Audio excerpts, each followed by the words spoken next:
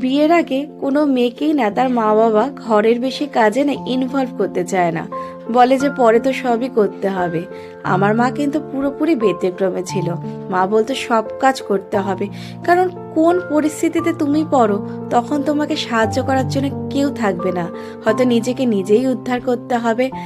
আজকে যখন ফেসবুকে ইনস্টাতে এত বড় বড় করে হ্যাপি উইমেন ডে দেখি, তখন একটা কথাই মনে পড়ে, আমার মা তো ব্যতিক্রম ছিল। আচ্ছা, আমার মায়ের মতো কোনো ছেলের মা কেন ব্যতিক্রম হতে পারে না?